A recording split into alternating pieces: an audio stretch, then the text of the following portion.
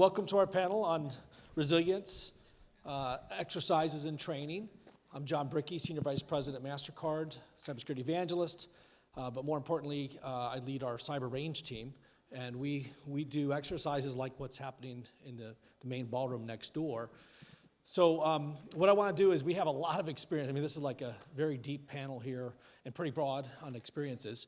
And quite honestly, some challenging names. So I'm going to ask the panelists to introduce themselves. Don't go too deep into the bios, but we do want to know a little bit about your background and kind of like give us some background on what you're talking about today or your viewpoint. So I'll start to my left. Thank you. Good morning. I'm Demosthenes Ikonomou. I'm head of capacity building at the European Network and Information Security Agency, for short ENISA. You have seen the name this week, I guess. And as the name capacity building suggests, we're mainly dealing with things like organizing cyber exercises in Europe, trainings, and in the context of all that, we have organized CTF competitions like these ones. We have the biggest competition in Europe for something less than 10 years running already. And as a spin-off project of this, we started a few years ago, the international one, and here we are. And thank you for having us here. It's a great event. Thank you very much. Hello, good morning. My name is Despina Spanou. I'm working at the European Commission, so in the European Union. I've been, for the last 7 years, in charge of developing all legislation around the cybersecurity. So everything that we need people trained for. So we're on the side of design, so to speak, and Demosthenes is on the side of implementation. And currently, I am the chief of staff, as you would say in the US. So the head of cabinet for one of the vice presidents of the commission. Recently we designed, and this is one of our big projects, the European Union Cybersecurity Skills Academy. So later on I will also be talking about that in an effort to address the skills gap. So this is one of our bigger projects and something that is very much linked to what's going on here. Yeah, we'll talk a little bit about that here too. Thank you. Hi, I am Kristin Demoranville. I am the founder and CEO of AnzenSage. It's a cybersecurity firm focused on the food sector, which is critical infrastructure. I want everybody to know that. And I've been working with various food companies to figure out how we can solve security problems and save lives. I've had a 25-year career. I have a degree in environmental management. I've worked in various large organizations from Japanese to Indian to various others. I have spent time in food processing facilities as an employee, so it's very near and dear to my heart. And thank you. I'm really excited to be here. Good morning. I'm Stuart King. My last few years of experience have been predominantly around big industrial facilities, everything from oil refineries in Saudi Arabia to food manufacturing plants in the heartlands of Georgia. My career spans just coming up for 25, 30 years. Started off in the Air Force. I've been living over here in the US for the last 14 years. Yeah, very excited to be talking about this subject that's near and dear to my heart today. Thank you. So good morning. My name is Zach Williams, and I'm on the staff of our Cybersecurity Division at the Naval Information Warfare Center Pacific. These days, I primarily support Fleet Cyber Command out in Maryland as we try to consolidate and coordinate and govern the vast global and distributed ecosystem of defenders and capabilities that we have to secure, operate, and defend our portion of the Navy's network. So let me just say that this is a really cool event. We've definitely come a long way as a community since I was 17 and attended the first DEF CON in Las Vegas. So this community's always been close to me, and excited to be here and on this panel. So you can see, again, lots of experience. My job today, I mean, it's really leaning on their experiences. I'm more of a shepherd, trying to control the conversation and focus on some of the topics we want to get to. The very first one really talks about all the experience we have here. I won't even put a number on the combined years of experience here, because you go next door and some of them have like 3 or 4 years, but they have different experiences that are very useful for what we're doing here. So given all the things you've seen when it comes to exercises and focused on resilience, what would you say are some of the most significant advancements or the biggest advancements that make you excited about what you're seeing today? At any level, it doesn't have to be just at the hands-on keyboard level, it could be even at the organizational level or even international level.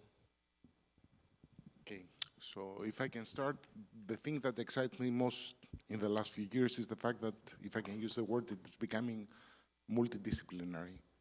So if you see 10 years back, it was quite one-dimensional. You will either do a training, you will do an exercise, tabletop, technical.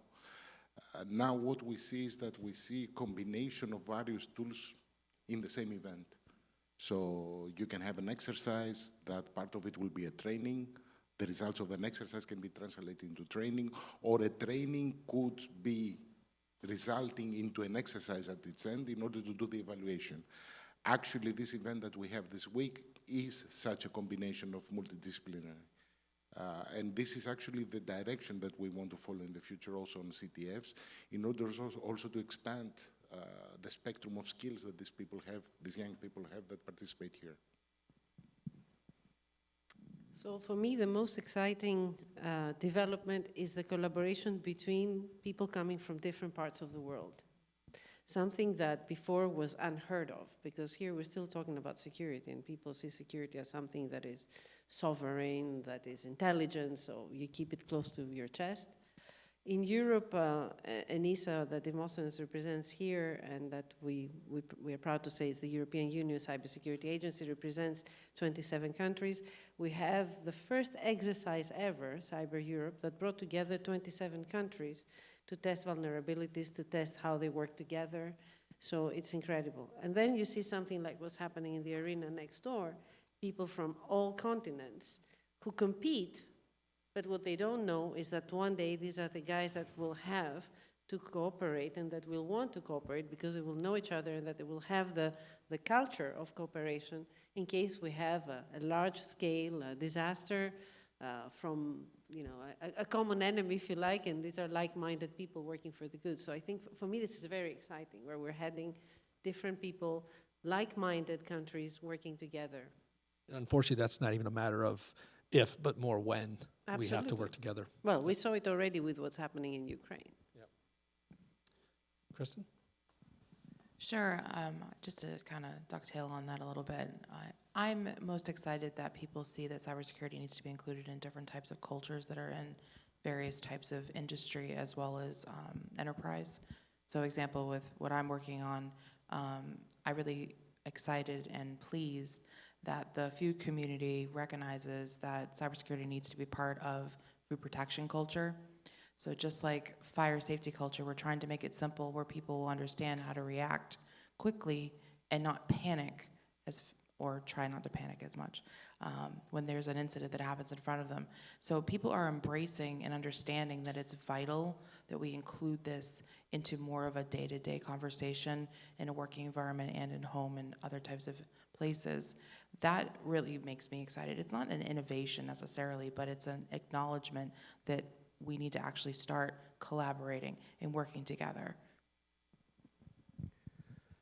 So I appreciate all the optimism, but I'm going to temper it with a slight sort of downbeat attitude. Of course you are. So I think, there's clearly a lot of progress, and there is clearly a good deal more cooperation that happens, but from observation and of working across many different organizations over the last 5 or 6 years, I think there's still some ways to go in actually having that security and resilience training actually becoming integrated and an integral part of organizations. I think while things are still very much cybersecurity driven and not being business driven or infrastructure driven, there's still going to be a disconnect between what have traditionally been very sort of siloed and separated parts of some of these very complex, very large organizations. So yes, there's a lot of progress that's being made, especially within government organizations that are promoting the importance of this sort of collaboration and cooperation. I don't know that it's necessarily always finding its way down at the grassroots level with the people who are actually responsible for running these complex and complicated systems on a day-by-day basis, though. Well, I have to agree with Stuart that we have some ways to go, but two things come to mind really in terms of on the Navy side.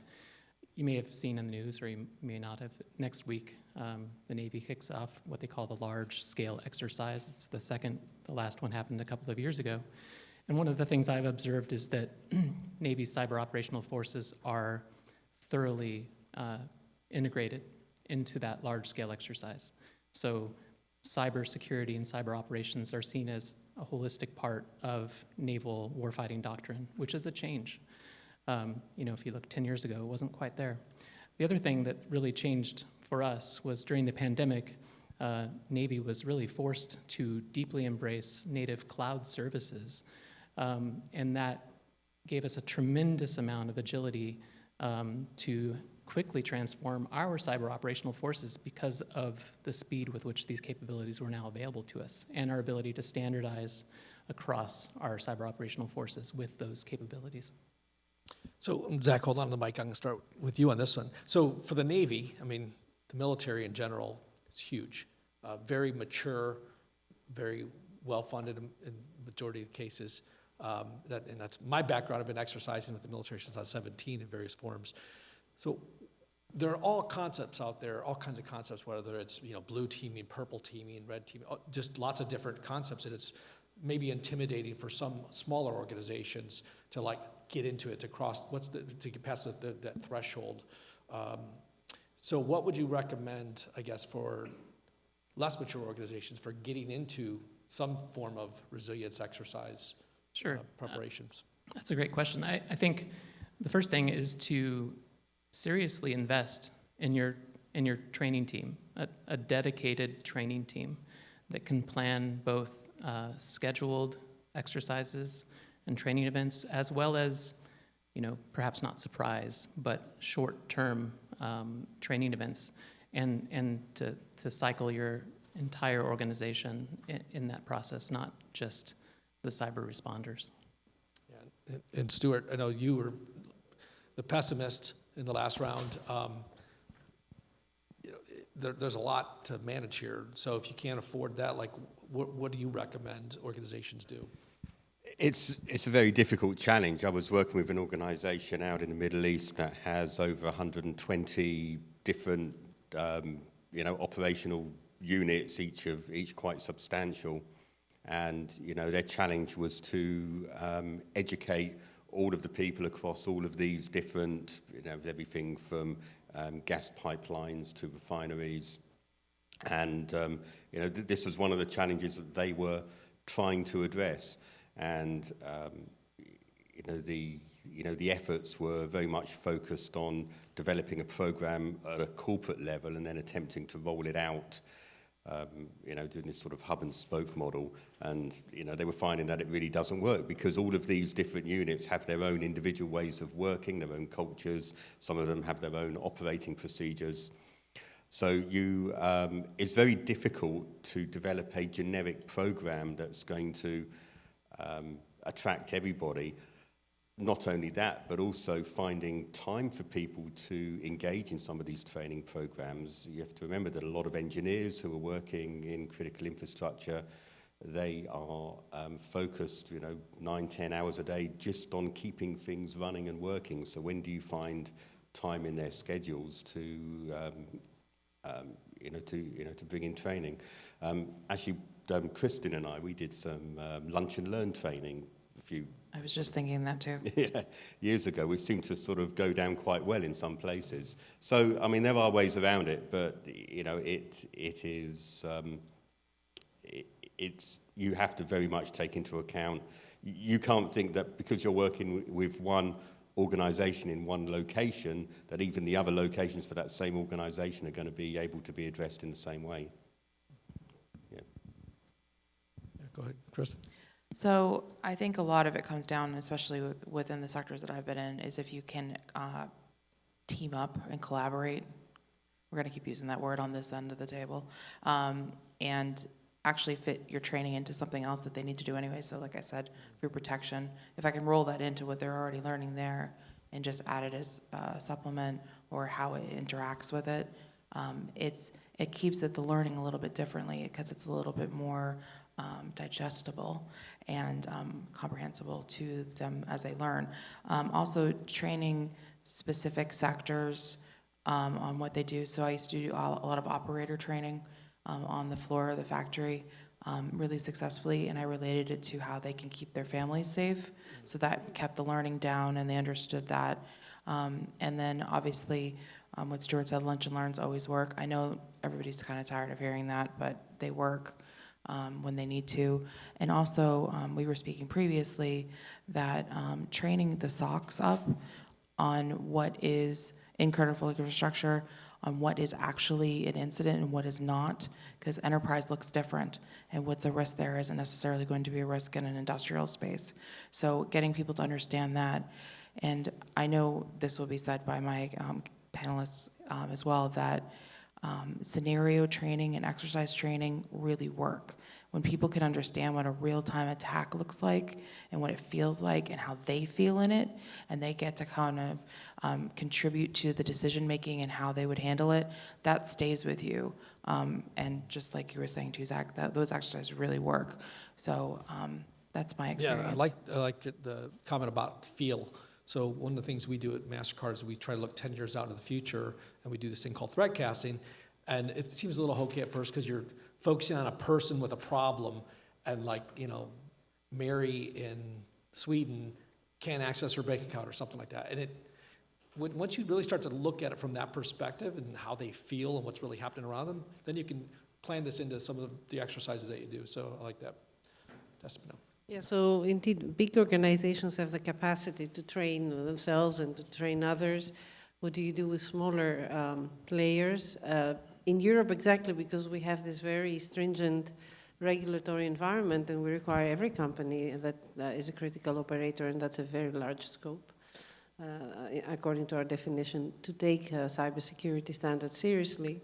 We need this training to be available to all. So this is why we built the academy. I think now you need to also ask governments to play their role, to provide opportunities and access to this kind of training, because that then pays off.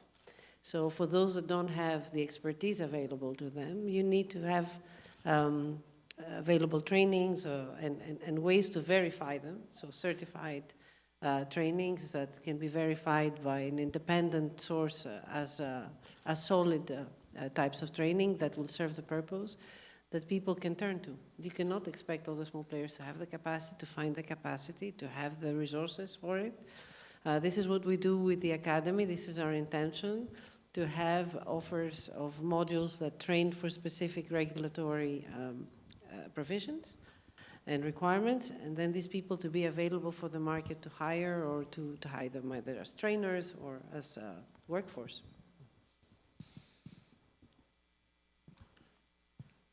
Just one point I would like to build on what Stuart said. We agree that training is good. One thing that you should not underestimate is the amount of effort that goes behind it. And the really bad part about it is, first of all, that you need to do extreme customization. And I'm not talking only about age, sex plays roles, position in the company plays a role. And the even worse thing is that once you prepare a very good training module, whatever that is, once you finish, you have to redo it. Because after X months, it's obsolete. So the amount of effort that goes behind these trainings is not to be underestimated at all. Yeah. And actually, what I want to do with this next one, you guys both just hit on, I want to jump to Despina first, Despina, and then come back, and then we'll go across the room, because what I want to ask about is, so I could imagine with a cyber academy, a skills academy, there's a focus at the tactical level, because you have these skills like we're seeing in the room next to us. You have to train that. You need your first responders in cybersecurity. But as you go up the stack and up the organization, there's lots of other folks who need some sort of training. what are some of those challenges, and how does I'm really interested in how the academy looks at, are they stopping at a certain level, or are they looking across the So board? we're looking at across the chain, starting from education level, so we're already at schools, then going to university, providing opportunities to have professionals from multiple disciplines, not just technical, from multiple disciplines understanding cybersecurity, because you can have law enforcers, you can have lawyers, you can have even economists understanding cybercrime. It requires some economic thinking. So the idea is to go to secondary education, primary, secondary, and then to professionals. And indeed, that's why I mentioned the regulatory environment, because in our regulatory system, we even require strategic thinkers and decision makers to collaborate in decision-making in case of large-scale incidents that affect the European Union. These people need an understanding. So these modules need to also address management level, for instance. Yeah. That's good to hear, because I know with, we have Rodney Peterson over here, with the National Initiative for Cybersecurity Education, Cybersecurity Workforce Framework, there are 52 work roles, and they're not all hands-on-keyboard work roles. You need people across the spectrum. And in our panel yesterday, with, gosh, who was it? It was this, it was the Hyundai CISO who talked about, you know, yeah, we don't need all hands on keyboards. We have a whole other side of this thing with governance, audit, all those sorts of things that we have to exercise, we have to train. So the most, go ahead. This is one of the reasons why in our critical infrastructure legislation, we now added not just sanctions for companies that don't report incidents, but also possibilities for sanctions to management responsibility. So if you pass to the CEO level, the responsibility for having the right people, they will need to train themselves. They will need to train those people. Yeah, they and will need to invest in I'm that. seeing that here in America. Not only requirements for board members, but required education for board members, as well as at the executive level. And as you mentioned earlier, we think about our family members. We can't just, have people go home and then throw everything out the window, right? They have to live security. Unfortunately, we have to be secure 24/7.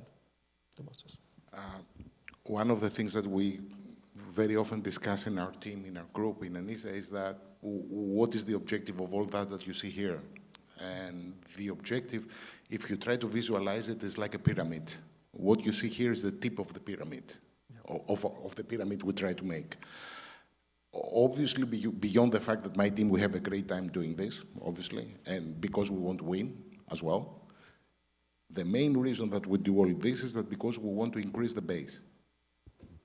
We want to have these 15 guys here as a showcase, if you want, in order to bring more people and increase the base. To give you a practical example, our team captain is not the result of university education on cybersecurity. Our team captain is a hobbyist. If I'm not mistaken, she started economics. But at a certain moment, she realized that she was pretty good on this, playing over weekends. Now she's a cybersecurity professional. This is what we are trying to do. We are trying to increase the base, show to them that they can have a challenging and prosperous and international career in cybersecurity, because some of them do not see it. As crazy as it may sound to me, they cannot see it.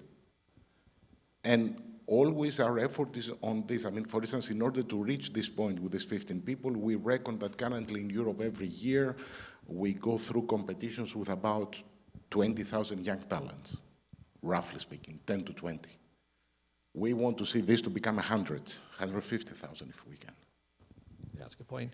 That's an interesting point too. You just made me think about how I was working with an apprenticeship program, and was speaking to the students, and they said, "Do you have to be technical to be in security?" And I looked, no, of course not. It would be nice if you knew, understand the base of it, so you could have an intelligent conversation and be able to understand what's going on in the room.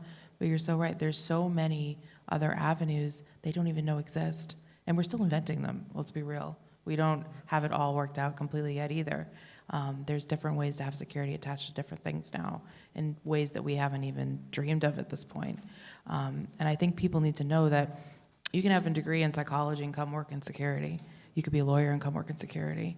We actually don't care. We want you to come in. Philosophy degree, come on in. We need the diversity of thought and the new perspectives in order to be secure. End of story. Yeah, that was yesterday, again, from the panel, talking about the different roles. They had a psychologist, I forget the name of the healthcare company, a local company, has a psychologist on their security awareness team, which I think we'd all love to have, talk about human behavior. So, Stuart. Yeah, couldn't agree more. I mean, the worst type of training courses are when you are faced with a barrage of PowerPoint slides that have been put together by somebody from the security team who, who's downloaded some graphics and thinks that what he's talking about is a great idea. So, if you can have that diversity, actually, people from out, it needs to be people who are professionals in understanding what people are going to be most receptive to, who need to be developing and designing training courses for us. And there are some organizations that are very, very good at that. IT organizations tend to not be very particularly good at that. So yeah, I think I want to flip the script just a little bit, because it is absolutely important for people all the way up in the organization to have some cybersecurity understanding. But I think what I don't see happen as much is the technical specialists being inundated with a little bit more understanding of the business or the operational perspective. So, we talked a little bit about regulation. So if the SEC is requiring a 4-day requirement for a material breach, well, if your whole team knows that, maybe the dynamic will be a little bit different in that period of response, right? So it's important for the team to have a holistic understanding, just enough, of the business itself and what's the CISO's perspective or what is the flag officer's perspective. So I'm going to do something, I think we got about 8 minutes, so I'm going to do like a rapid question, because we just touched on it, and then I'm going to follow up with the final question. So for the rapid question, starting on the end with Zach, for what we're seeing next door, very smart people. I've seen high school students to PhD candidates out there, all doing sort of the same thing. What skill or skills would you recommend they think about for their future? So it seems like they're well on their way on the technical side, right? But communication is a really important skill to be able to develop, and it's one that actually needs to be practiced, right? So if you're a manager, giving your personnel opportunities to speak even in small groups and help develop that sort of skill set, I think is very important, in addition to just keeping up with all of the latest technical advances. So. Couldn't agree more. Those communication skills and how to navigate around an organization. I mean, if I'd had those skills 30 years ago, it would have made a huge difference to the way my career went. It wouldn't have been such a roller coaster ride that it has been. So, yeah, totally agree. I'm going to say something a little bit different, maybe possibly controversial. Empathy. Because when an attack happens, generally that's a human that's caused it or stumbled upon it or clicked on something. And I think security professionals can be very critical of that individual. And that individual is going to carry that particular shame for the rest of their career, that they caused a breach or a major incident of some sort. I think as security professionals, we have to be empathetic towards the people we serve, not just the technology we serve. And just on that point, another thing that came up yesterday, can you imagine the trust on the team when there's a major incident in an organization and all of a sudden someone's coming in and collecting notebooks and separating people? Talking about having empathy for your peers, your colleagues, but also just like the trust eroding, that could be a huge issue. Yeah, we have to remind ourselves we're human, right? Yep. We're not robots. Okay.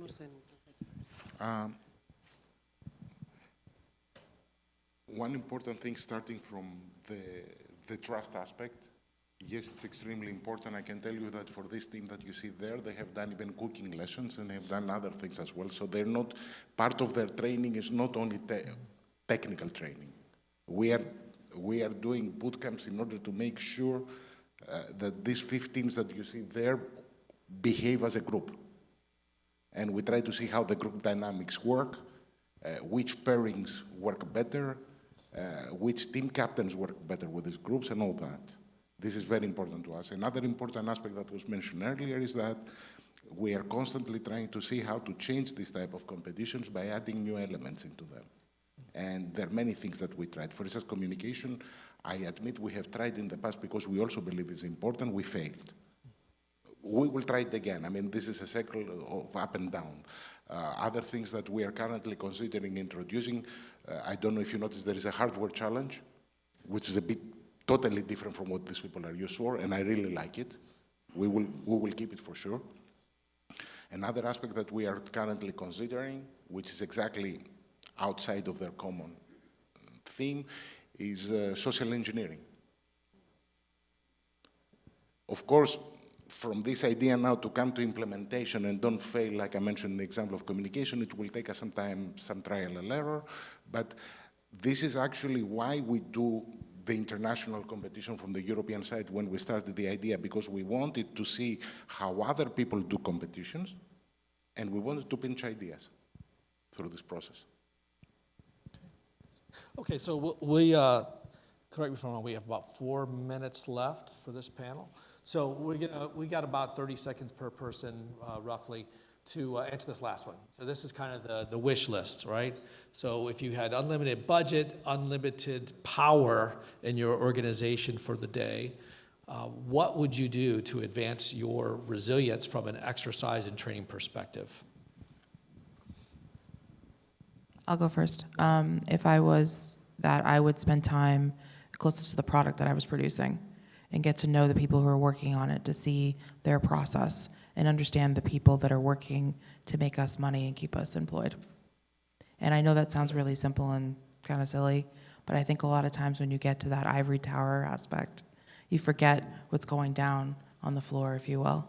And I think a lot of that that happens. You see it the way, the type of skills that sit on boards, what they are prioritizing, obviously that's money, but they forget that corporate bleeds the money and the factories make the money.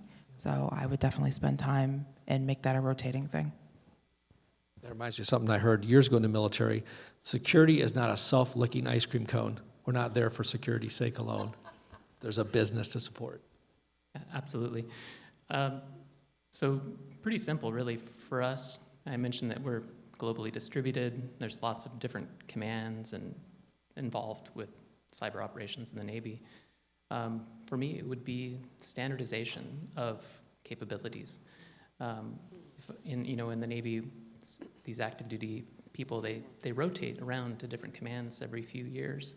So maybe they'll be out in Italy for a few years, and then they get to Norfolk, and it's a totally different tool set that they're having to learn.